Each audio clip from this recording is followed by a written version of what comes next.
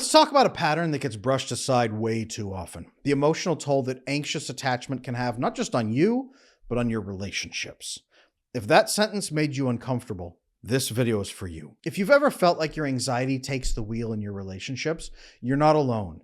Anxious attachment can be deeply painful. It's built on a fear of abandonment, a craving for closeness so strong it can sometimes become overwhelming for you and for your partner. What starts as a need for connection can sometimes spiral into panic, control, and guilt tripping without us realizing it. We tell ourselves it's just anxiety, but when it goes unchecked, that anxiety can feel like emotional chaos for the people who love us. The truth is that many women with anxious attachment aren't trying to be controlling. They're trying to feel safe. But if we don't recognize how our pain turns into pressure, we can accidentally drive away the very connection we're trying to preserve. These are harsh truths, I know, but I need to say it this way. You need to confront this harsh reality, not run from it. This is an intervention for your own sake so that you can see yourself the way your partners do. Anxious attachment springs from believing you're not good enough, and I don't want to add to that litany of reasons that you feel insecure. But if you want to find someone who truly loves you and keep them, and if you want to finally be free of the curse of relationship anxiety once and for all, I need you to listen to this video all the way to the end, no matter how abrasive this information might feel right now. Because the good, ethical avoidant men that I speak to every day, the men that you fall in love with, are sick of being labeled narcissistic, malicious, or monstrous just for needing their space. They're tired of being villainized for their trauma responses, while the anxious outbursts get diagnosed and comforted. Anxious attachment may explain your reactions, but it does not excuse your behavior any more than avoidant attachment is excused. And if you care more about being understood than being accountable, you are not ready for a relationship. I'm Adam Lane Smith, the attachment specialist. I've worked with thousands of clients, couples, and entire communities, and I've seen what happens when anxious attachment goes unchallenged. Burned out husbands, boyfriends who feel like therapists, children stuck in households full of chaos. I've also seen what happens when women take full accountability for the anxious attachment. Their relationships get healthier, their emotions balance, their partners stop feeling like they're walking on eggshells, and the women themselves can finally accept that they are worthy of love. That's exactly why I'm making this video and why I'm being so harsh right now. I am tired of seeing loving women accidentally hurt their loved ones and ruin their own chances of romance and happiness because no one has the guts to tell them how they're coming across. And I am sick to death of watching the therapeutic professionals infantilize women who legitimately want to change, but who keep getting told it's everyone else's fault and to always point the finger at others. It's time to take relationship accountability so you can take charge of your own happiness too. In this video today, I'm going to say what most therapists won't. Anxious attachment explains behavior, but it doesn't excuse it. Because until you take full accountability for what you do with your fear, it will keep costing you the very connections that you are so desperate to protect. In this video, you're going to learn why anxious attachment often pushes people away, how the nervous system creates the exact panic you think your partner is causing, and why your healing doesn't begin with feeling understood. It begins with being honest with your behavior. If you're ready to stop blaming your past and start owning your patterns, this is the video that will change your relationships forever. Now, trigger warning to anybody who is not ready to take accountability for their side of the equation. This will not be the happy Instagram version of anxious attachment is so adorable, you're just shy, you're just sad, and you just need another hug. This is going to be a real deep dive. And I'm going to say this, I grew up with anxious attachment. I know what it feels like. I know the harm that we can do to other people when it's unchecked. And I also know that accountability is the way out for all of us. So let's get into this. Thank you for trusting me, and let's learn. First, we need to talk about the neurotransmitters that are at play with anxious attachment style. We're going to go through oxytocin, we're going to go through vasopressin, and we're going to go through dopamine. You've heard me talk about these before, but today I'm going to talk about how they are getting out of control and actually causing you harm. We usually hear that they're wonderful, and they usually are, but with anxious attachment in particular, they become highly addictive and even damaging until you do a couple of key things to make some changes. I'm going to talk to you about exactly what I did to make changes and what you can start doing as well that has worked for thousands of my clients. Up first, oxytocin. It becomes weaponized in anxious attachment, unfortunately. Now, anxiously attached people, when they grow up, they need oxytocin to feel safe. And they're usually seeking regulation from caregivers as a child, about 100% like children do. But they don't get what they're looking for except occasionally, intermittent reinforcement. Only occasionally, as they try fawning behaviors, approval seeking, occasionally they get rewarded. This floods them with oxytocin in the moment, which regulates their system and makes them feel safe. It does flood them with dopamine. We'll talk about that here in a little bit as well. So it reinforces that behavior. It's like gambling, very much like gambling. But as it stimulates with oxytocin, what they learn is, I can never, ever, ever, ever feel safe myself. I need to rely completely on other people for my nervous system to feel safe. And the only thing I can do is fawn and earn approval from others in order to ever feel safe. This is why the anxious person never really develops their full prefrontal cortex, the judgment center of the brain, the cause and effect, because their brain learns there is no cause. I can't do anything. I have to make people happy, and then they will just make me feel safe. So oxytocin becomes weaponized because it is a drug. It is a massive drug addiction. And the other problem is that most anxious people don't bond successfully to multiple friends, family, and a partner. Most anxious people have one person. One person. That's my person. And oxytocin, when it's hyper-focused on one individual, the research is very clear, it makes you more anxious. In fact, it makes you jealous. It makes you possessive. It makes you scared. It makes you afraid the moment they aren't right in front of you connecting with you. Anxious people also have something called emotional impermanence. With object impermanence, a baby has to learn that when something's out of their view, it still exists. This is why we play peekaboo, or we put a toy under a blanket and they pull it off. They learn the object is still there even if they don't see it. Emotional impermanence, anxious people don't learn that when your emotions aren't visible in front of them, that you still love them. They learned that a caregiver who walks away stops loving them and doesn't care about them and has to be pulled back and re-engaged and then fawned over and then get approval from before they can reactivate their love for them.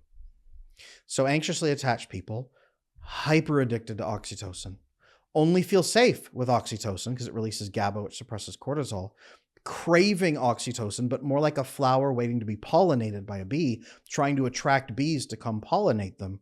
And once they get that oxytocin with one person, massively scared, more anxious than before, often jealous, possessive. And I don't mean mean jealous or mean possessive. I mean inwardly terrified that other people are going to steal that person away, and you have to constantly play a game to make them happier and constantly be hypervigilant about threats from people who are, quote unquote, in your eyes, better than you, who can snatch them away in a moment. So oxytocin becomes weaponized and dangerous with anxiously attached people until you fix that cycle. Now, unfortunately, I wish this was just pop psychology where we could brush it away, but this is backed up by extensive research, especially from Dr. Sue Carter, the leading world expert on oxytocin vasopressin bonding. They've repeated these results in labs many, many times. Unfortunately, we mammals, this is how we work. Until you have oxytocin securely with multiple humans in your life, you are going to be hyperfixated on it, very afraid of losing it. And also, your anxiety is just going to get worse. This means your partner sees the absolute worst parts of you, the more connected to them you become. This in turn gives rise to that belief that anxiously attached people are just too much and that they get worse over time and become more clingy and more needy. That's not necessarily true, but with the biology of this, it definitely appears true. The problem is the gaps that are there. It's not you. You're not the problem. Your system's actually working correctly. It's everything that isn't plugged in yet. That's what we have to improve. This is not saying you're bad or not good enough or broken. You're just not plugged in yet. The second piece we need to talk about is vasopressin bonding. Now, A couple things go wrong with vasopressin bonding for anxious attachment. Number one, they don't really learn that they can solve their own problems. They learn that if they are kind enough to other people will solve their problems for them. So it creates an infantilization in the brain. I am helpless, I'm helpless, I'm helpless, someone come save me. So they don't often vasopressin bond with other people because they don't solve problems with people. Your brain says, someone rescued me. Now, if you do vasopressin bond, it's awesome and it helps and it builds trust. But then something else happens that's actually really bad. Vasopressin bonding and levels will spike during perceived threats to the relationship.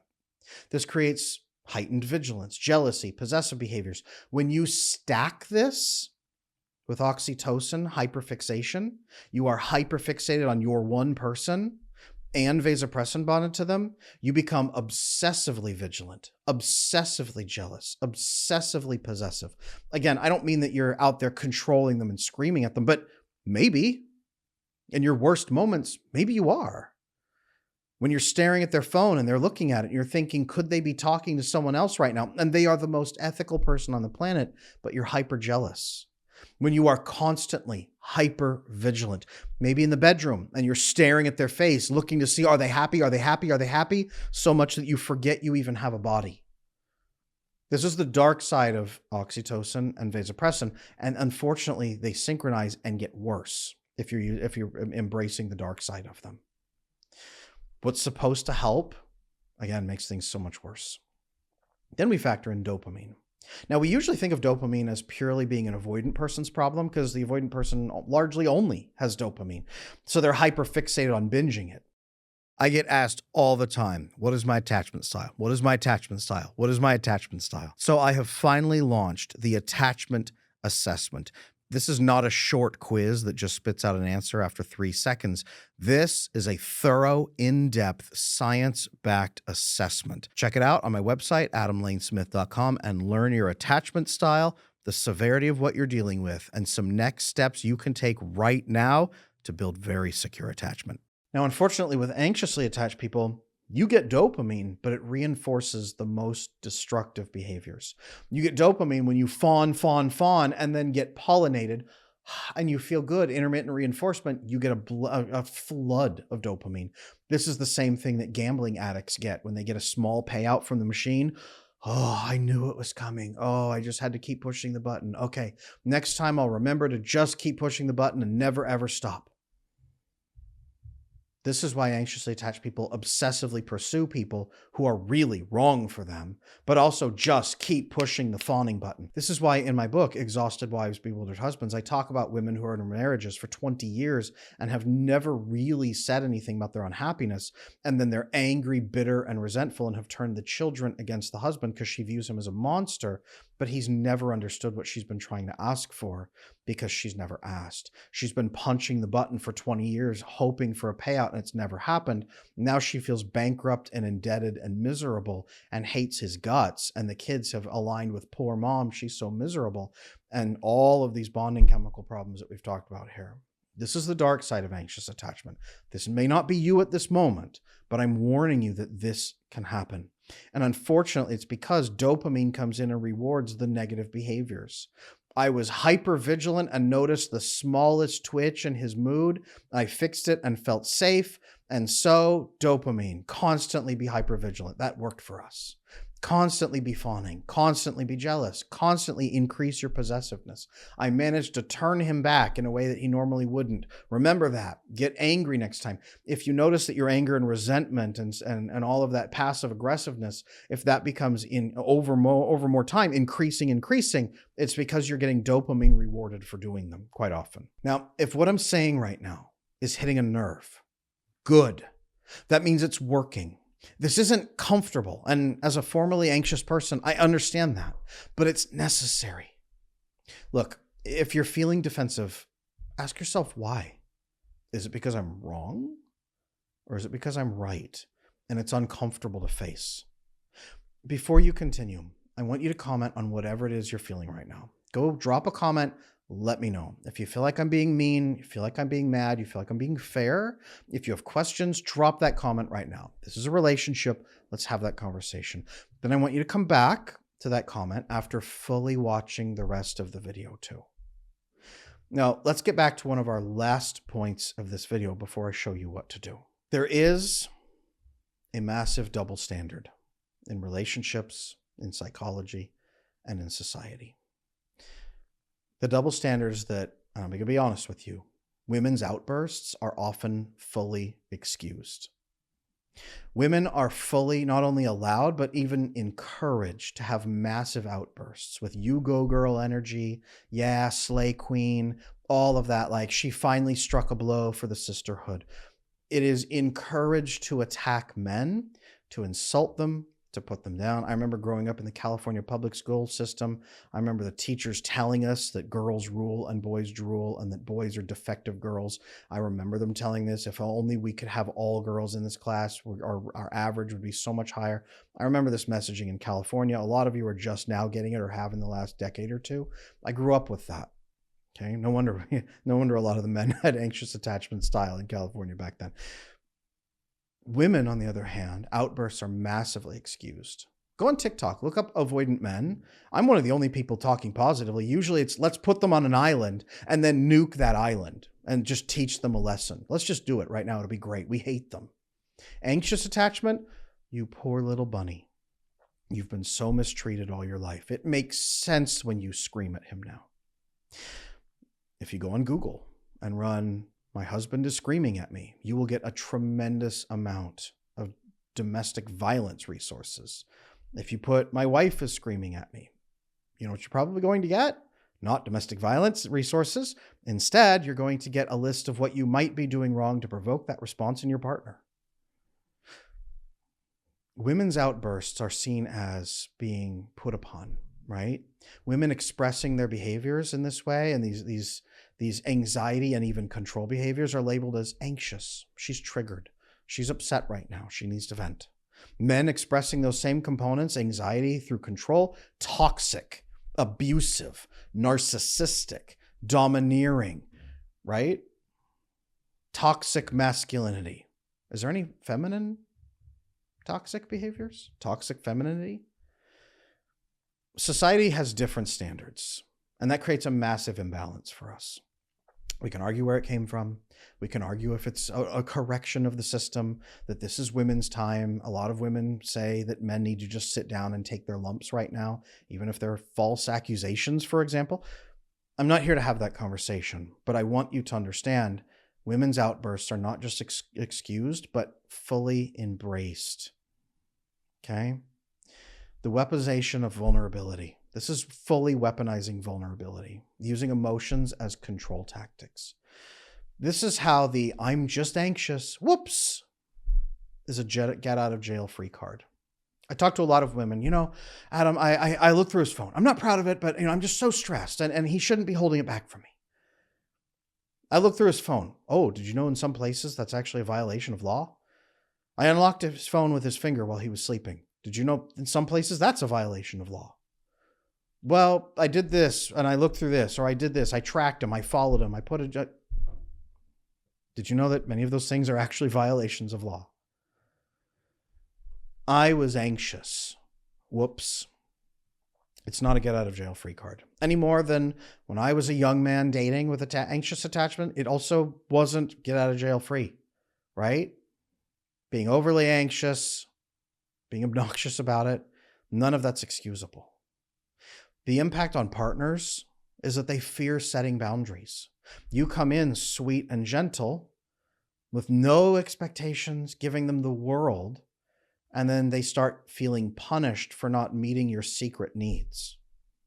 There are also a lot of men increasingly afraid to push back on women who have any negative behaviors. Instead, the only thing they have is to retreat. So what's driving a tremendous number of anxious men to run away from women in particular? And then what's driving a lot of avoidant men to run away from women who have any kind of emotions? Well, largely it's because a woman's emotions nowadays, if she puts them on TikTok, can ruin your life and have your job taken away. But even if that's not the case, it's destructive. Let's think of it this way. It is sanctioned abuse. Women are now practicing sanctioned abuse. And not all women, certainly. But when I split the anxious attachment style, I went from nurturing anxious to toxic anxious. And I am certain that every single woman on the planet thinks she is absolutely 100% fully aligned on the nurturing anxious, and that every woman else on the planet is all toxic anxious. I'm certain that that's the case. But that's not true. And it's a spectrum. So, I'm just anxious is no longer an excuse for anybody watching this video. The relationship damage that accrues, well, you didn't do this for me. Yes, I did this, and this, but you didn't do this. I gave you everything and waited to be pollinated and you didn't, and now I'm mad. I'm not saying this to go red pill or men's rights or be against women. I'm married. I have a sister. I have 3 daughters. I love women. My house is full of good, wonderful women. I'm saying this because there's an impact on women themselves. There's an impact on the people who love them. And there's an impact on their children. We have to take full accountability here. All of us do, on every side. The hidden cost to women is that avoiding accountability ultimately harms women the most. Have you seen the numbers following the Me Too movement, for example?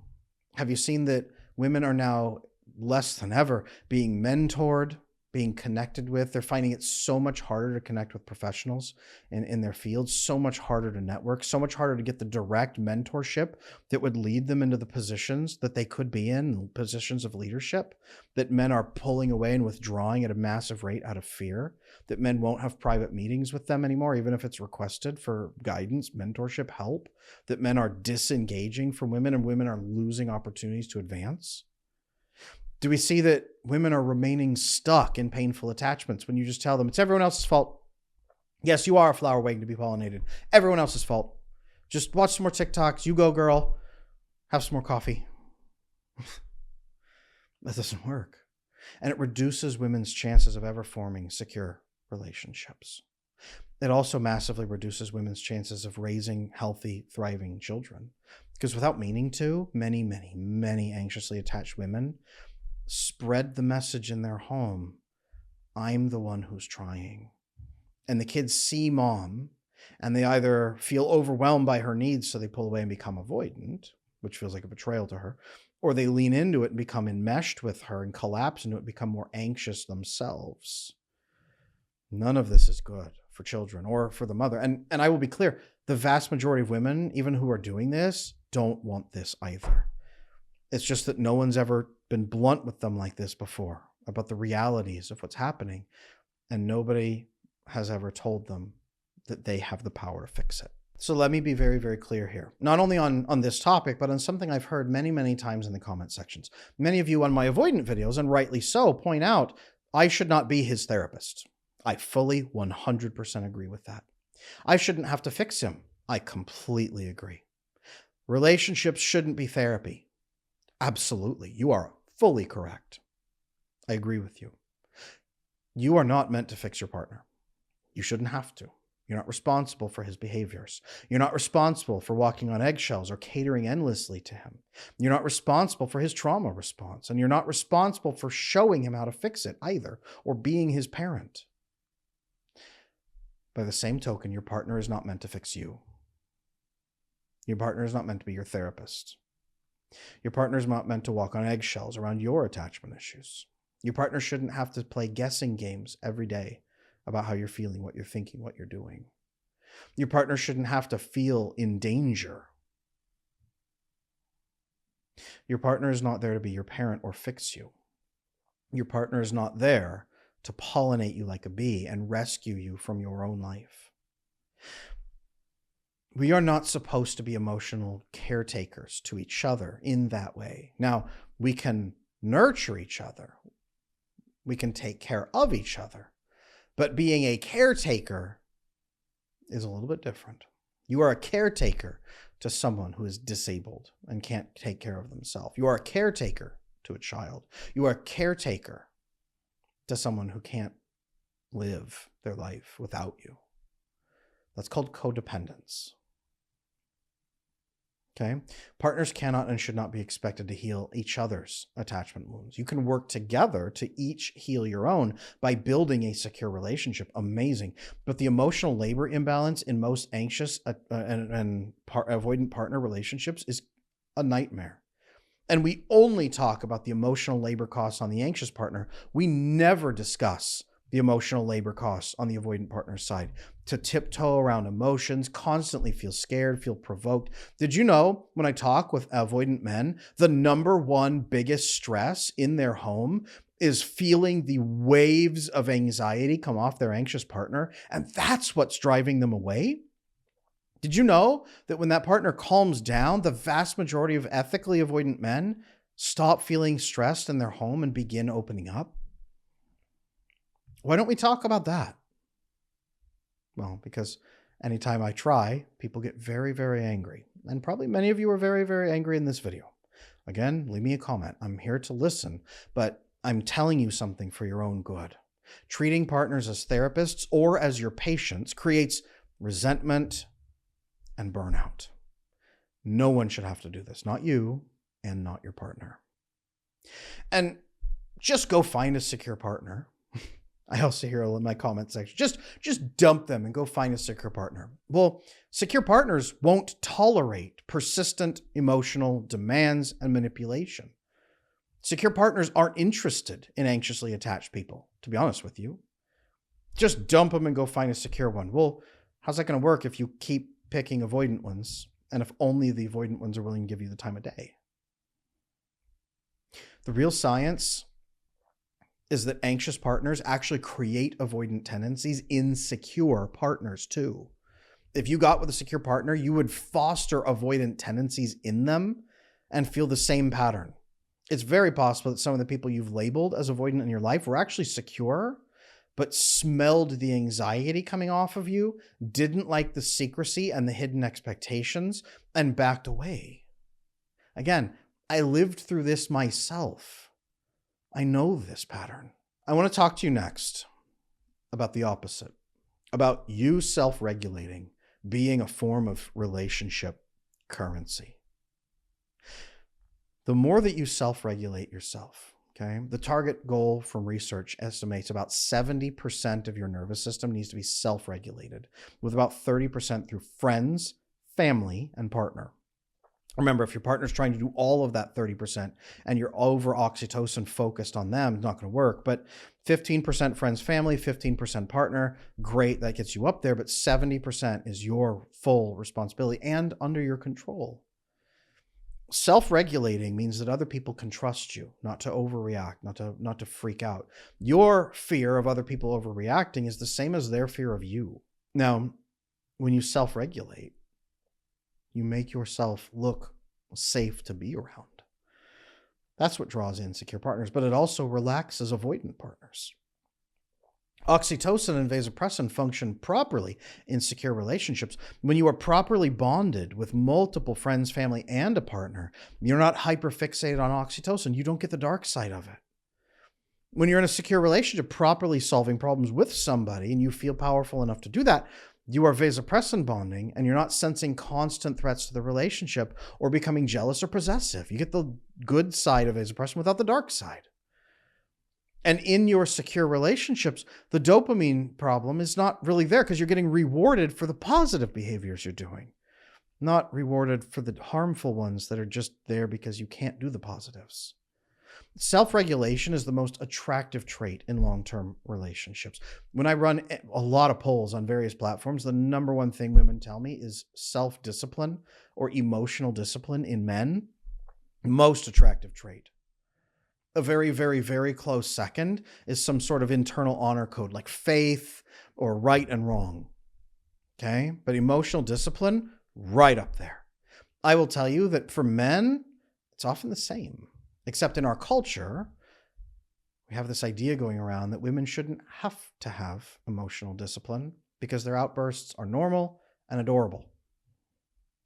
Even most men's coaches will tell you, you just have to take her emotional abuse It's just how you have to live. You have to be the rock when she's freaking out all the time, no matter what, and you can never respond ever. That's the men's coaching advice out there right now. Do you think that's helping? I don't. I think men gaining emotional discipline needs to be correlated with women gaining emotional discipline. And I'm calling on both sides here today to do that. I know that a lot of the people watching this show right now have had attachment issues for their entire life. That's why I want to invite every single one of you to check out my attachment repair program. It just might be the jump that you need to go from insecurely attached and lonely and frustrated to fully secure, connected, and bonded in a great relationship like nothing you've ever felt before. Check out my website, adamlanesmith.com, for the attachment repair program. So I talked to you extensively about the problems. Let's talk about the fix, okay? Accountability. I want you to first distinguish in your head feelings from actions, even feelings from reality. Understand with the anxiously attached partner, your amygdala is so full of pre-programmed fear responses of what's going to happen next that it actually doesn't bear much mark on reality at all. So you're going to hyper-focus on all the bad things that could be happening and be anxious and freaked out all the time about things that will never happen. You're wasting your own time and energy and living a miserable life in the meantime. If you've ever spent your entire shower obsessing over a conversation that you might need to have and then it never happened, you know exactly what I'm talking about. If you've missed sleep at night, freaking out about something that never came to pass, you know what I mean. Distinguish feelings from actions and reality, okay? You can't control feelings necessarily, and I'm not here to tell you that you're bad for having feelings. I will never tell you that. You are not bad for having feelings, and you're also not too much. But you are fully responsible for the actions that you undertake. If you allow your feelings to force you into reaction, well, you're actually making a choice. See the phrasing there? My feelings forced me into an action. No, you chose. React versus respond. You are responsible for your actions. There are techniques involved to break the anxious behavior link. Number one, regulating your nervous system, sometimes through supplementation. There's a number of great supplements here that you can check out. Let me know if you need that. But in addition to that, body physical techniques. You can only really control your nervous system, not through mind. It diminishes your mental capacities, especially logically, but you can control them through body techniques, somatic experiencing techniques, progressive muscle relaxation. So one of the first things I do with my coaching clients is to diminish the anxiety response so that you have control of yourself and you feel better. And then peripherally, other people feel better too. But it's not just for them. None of this is for the other people. It's for you. And then building a breach between it where you can breathe and think and then have your logical brain come back online and choose how to respond rather than knee-jerk reactions. My anxiety made me do it. Creating space between feeling and responding.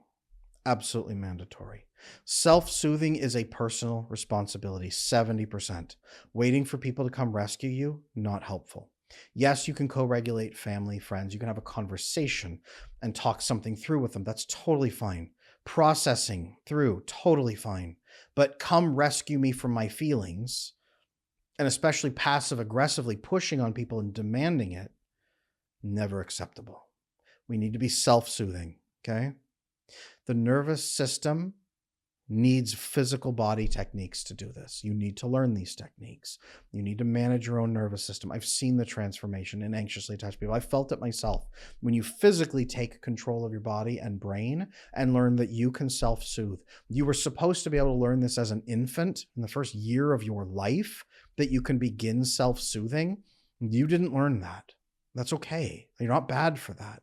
But it's time to learn it now for your own relief and to maintain healthy, secure relationships. You can build your own nervous system. And then you can be smartly stacking in calm co-regulation with family and friends, where you're not placing a massive responsibility on your partner. Whether they're secure, they'll run away, or avoidant, they'll really run away. And this is not that you can never do that. Again, I have to be careful here. It's not that you can never do that. You are not a burden. But if you're not taking responsibility appropriately, you are creating an artificial burden that is not you. It's an artificial burden from misunderstanding. Get that out of the way. Repair. Don't justify. Okay? Repair yourself. Repair your relationships. Build emotional independence, and then you can choose to be interdependent. Otherwise, you are becoming emotionally dependent, and then you get resentful that you're not getting taken care of, the way your 1-year-old self was resentful when they wouldn't pick you up from the crib, no matter how sweet and cute you were. And you tried to get their attention and cried and cried and cried, and they wouldn't do it. You are that mad right now, feeling that feeling again. No one in the world can compete with that until you resolve that. You have to take clean accountability without excuses. Hey, I'm having an anxious moment right now. I would really appreciate it if you could help me resolve it. I really need to hear A, B, or C. I really need to understand more about A, B, or C. I have this concern. Here are my thoughts. I actually need to tell you something to see if it's okay. 1, 2, 3, right? I'm having an anxious moment. Can I just borrow your brain for a moment and you can help me through it?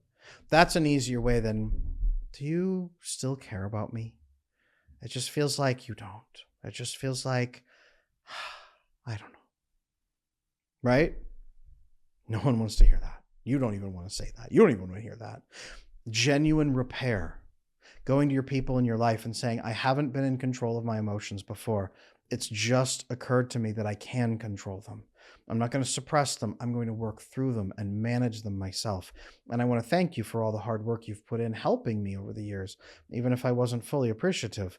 And I'm going to be taking control now. So if you ever see that I'm not, please just gently let me know, call me out on it, and I will take control of myself. This is what I'm going to be doing from now on for my own sake and for our relationship as well. As you build this habit of taking responsibility and learn that you can manage yourself, the arguments that you make about you not having to be your partner's therapist or having to walk on eggshells carries a lot more weight, because you're right. You don't have to walk on eggshells and cater endlessly to somebody else's behaviors.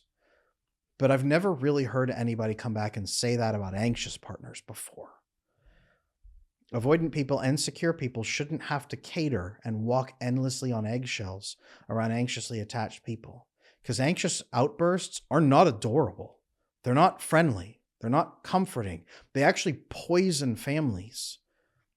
Some of the worst couples cases I've ever worked on have been anxiously attached women over years of resentment who decide, now's my turn. That's never okay. And it creates some of the most destructive patterns I've ever seen. But I also want to be clear. This is not a video about anxious people being bad. This is a video about taking accountability for the dark side of our own pain and trauma, and then overcoming it permanently to provide the real love and intimacy to others that they need, that we want to give them, and also to build higher quality of life for ourselves. This is about you living a better life, not just learning how to caretake somebody else. Here's what I'd really like for you to take away from this video. Your anxious attachment is real. Your fear of abandonment is painful. Whatever created this pattern, it wasn't your fault. But healing those wounds and taking responsibility is your job. It's not your partner's job. It's not the world's job.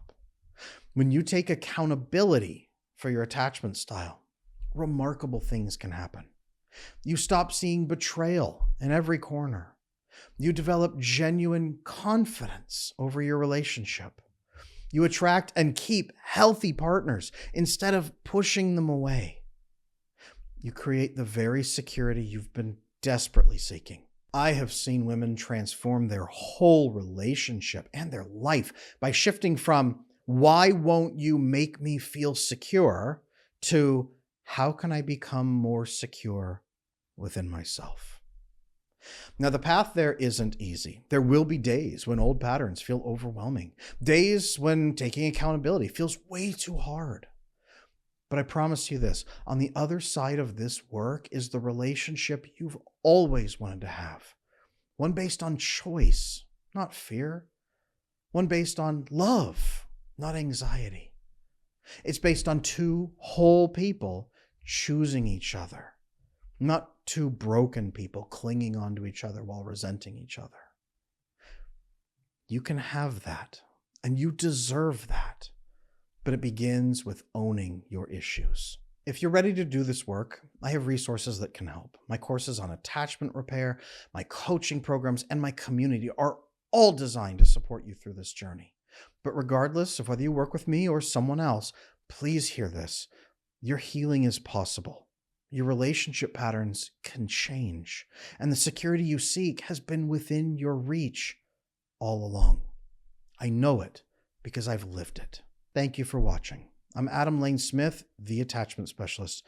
Make sure you like, comment, subscribe. Let me know your thoughts on this video in the comment section. Right or wrong, mean, kind, let me know. Was this helpful?